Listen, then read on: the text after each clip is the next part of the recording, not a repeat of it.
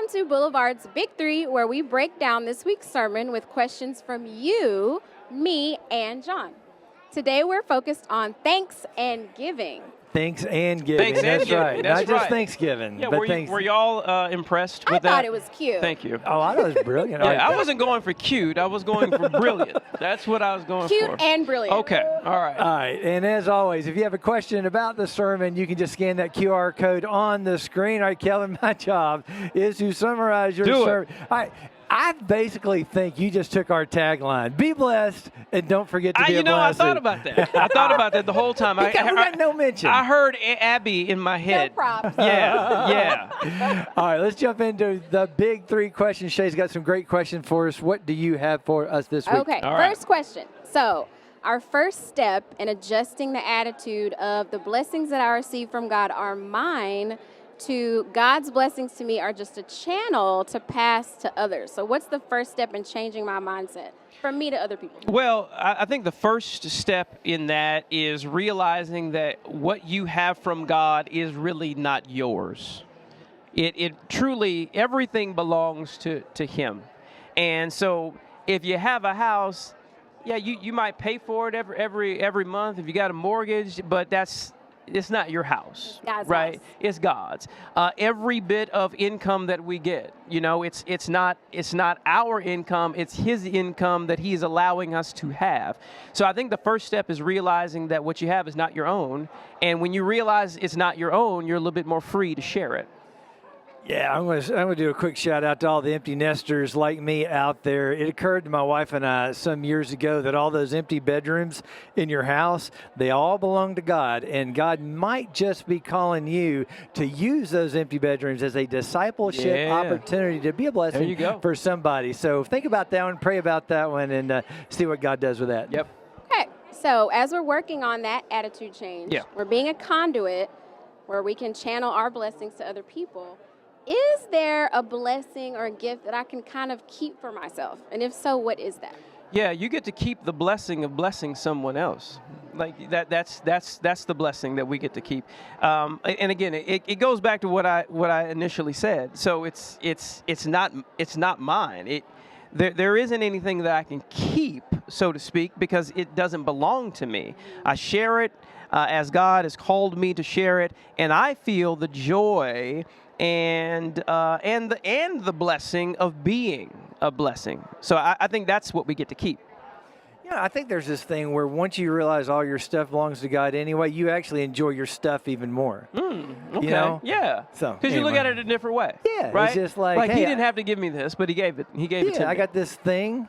It's sitting in my garage. Shoot, think about all the stuff we have that we actually put into storage facilities. Right. Because we have so much Right, because junk. we have so much stuff. But then when you start thinking about it, you know what? How could God use that thing, that widget, whatever it is? How could God use that thing to be a blessing to others? And all of a sudden you start enjoying that stuff again. That's good. I think it's another way, too, to really witness God's power. Because like you said, He'll take a little bit, give you a lot of bits, you can benefit others.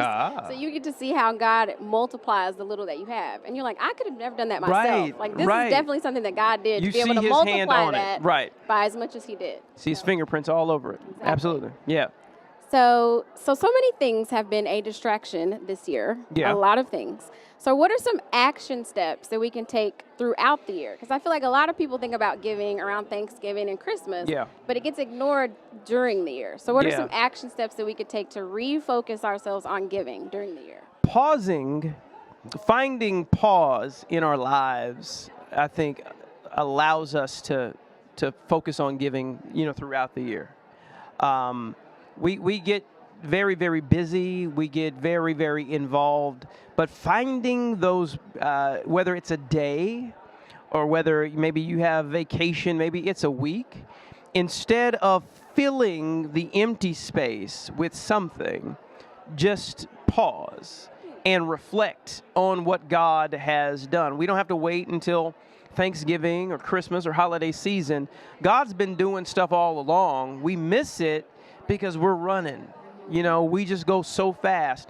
Finding that time, there's something that's beautiful biblically within the Old Testament, the Sabbath.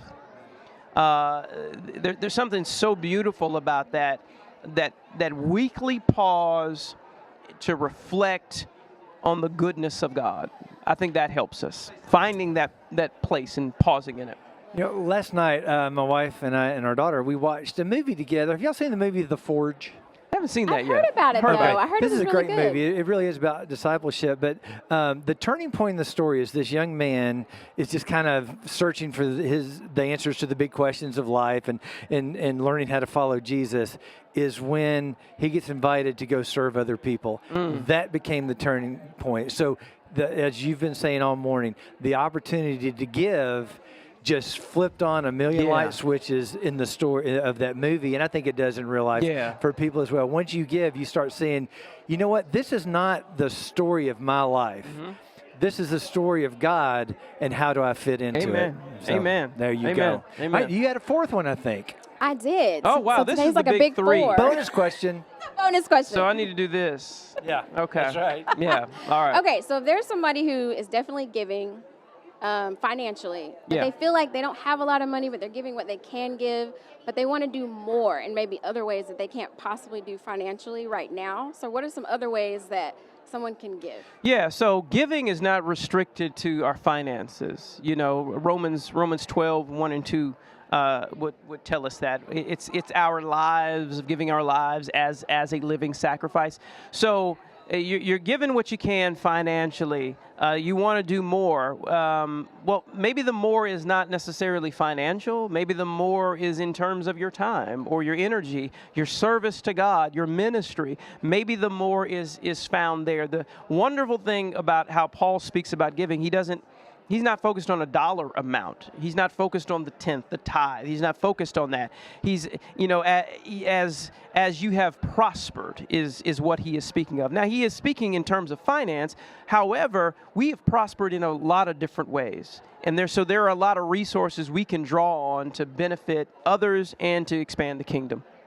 You know, as I hear you guys talk, it occurred to me, not only does our stuff belong to God, so do we. Yeah. Yeah. So That's right. all of it That's belongs right. to God. So Amen. from the time your feet hit the floor in the morning till you go to bed at night, you belong to God. Amen. As well. All right, any more? We got a big five. I Big don't. five. That was it. Just Oh, a we're gonna bonus stop at the question. big Big three four. plus a bonus question. Okay. That was it. All Hey, right. guys, if you do have any more questions, you can just scan that QR code that you see on the screen. And if you want to rewatch the sermon or watch it for the first time, you can find it at boulevard.to/sermons. All right, that wraps up the big three. Brother, we're going to, after we wrap up, you get to leave because we do have to do a few announcements that we missed earlier. Nice. But hey, guys, look for this podcast on your favorite platforms and be sure to join us next week for Boulevard's Big Three. Until then, don't be afraid to ask big questions because nothing is too big for God and He has the answers.